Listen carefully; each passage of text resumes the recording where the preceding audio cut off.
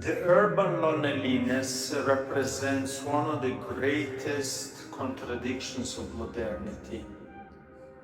We have never been so densely packed into the same spaces, yet we have never been so isolated. In contemporary metropolises, this sense of alienation is not merely a psychological issue or the result of digital media. It is a condition structurally inscribed within the physical space we inhabit. For the younger generations, raised amidst the fluidity of precarious work and the housing market crisis, old residential models are proving to be obsolete and detrimental to mental health. The 20th century housing model operated in silos. Traditional apartment buildings were designed as a summation of isolated self-private apartments connected by dark hallways or elevators that encourage visual avoidance. This rigid separation met the needs of the Fordist nuclear family, but today it produces profound social isolation. Relationship architecture is born precisely as a response to this drift, starting from a fundamental premise. Space is not a mere inert backdrop, but an active agent capable of facilitating or inhibiting human relationships. To counter loneliness, without turning the home into an oppressive space, contemporary design rejects the sharp dichotomy between public space, the street, and private space, the apartment. The pivot of the project becomes the threshold, understood as a flexible gray zone of transition. This transition develops across multiple levels from the entirely private bedroom to the semi-private balcony or gallery, up to the semi-public common lounges and the neighborhood square. If the landing is widened, illuminated by natural light, and equipped with seating, it ceases to be a place of mere transit and becomes a space for pausing, where one can spark a spontaneous chat with a neighbor. Alongside the study of thresholds, architects apply the computational concept of the collision rate, the rate at which flows intersect. The goal is to design serendipity, meaning the casual encounter.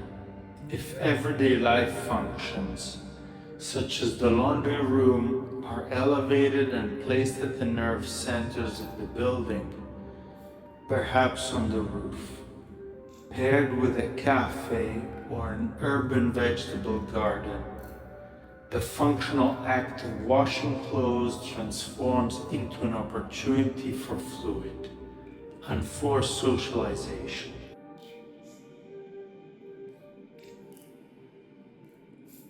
Examples like the 8-house complex by the firm Big in Copenhagen demonstrate the feasibility of these theories. A continuous pedestrian and cycle ramp wins from the street level up to the roofs, turning access to the apartments into a lively pathway, similar to that of old villages.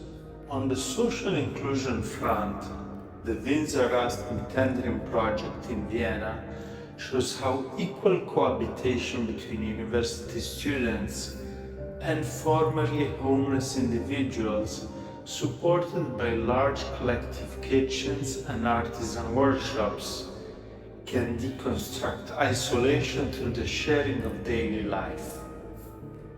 However, lucid intellectual analysis cannot limit itself to positivist enthusiasm.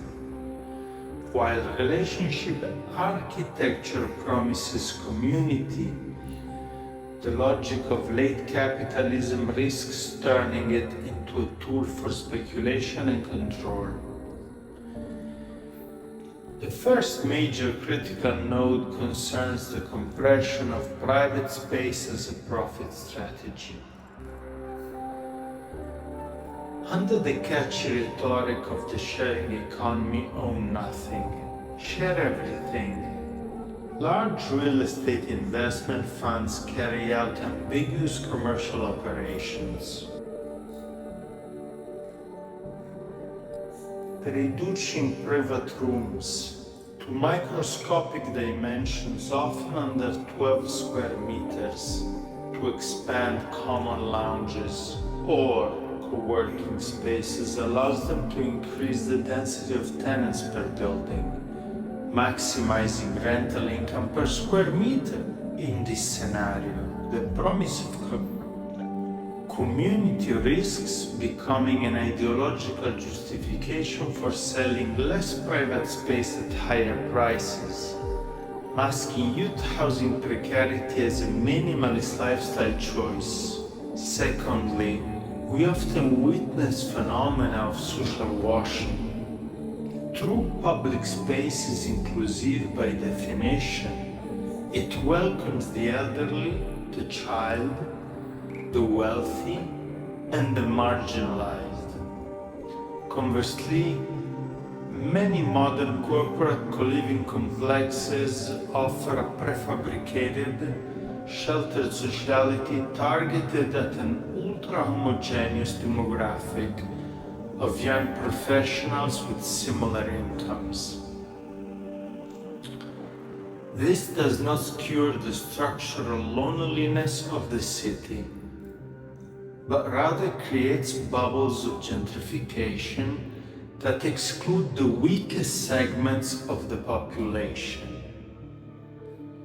Finally, there is an issue related to relational fatigue. Architectural determinism assumes that eliminating walls always produces solidarity.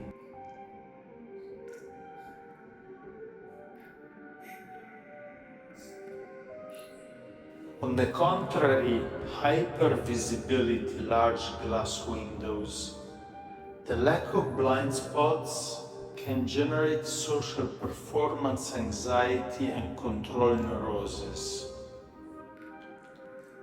Human beings have a biological need for isolation and intimacy just as much as for sociality.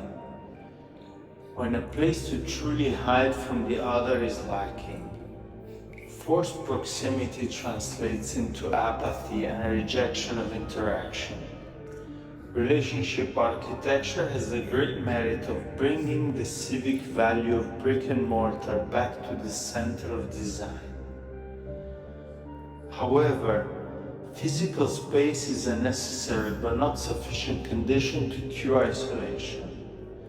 For co-housing and co-living to be tools of real emancipation for new generations, sharing must be the result of a free choice and not an economic fallback due to the impossibility of affording a real home. The task of the contemporary architect is political and ethical, to constantly guard the boundary between suffered loneliness and forced community, guaranteeing the right to intimacy in order to rediscover the authentic value of the encounter.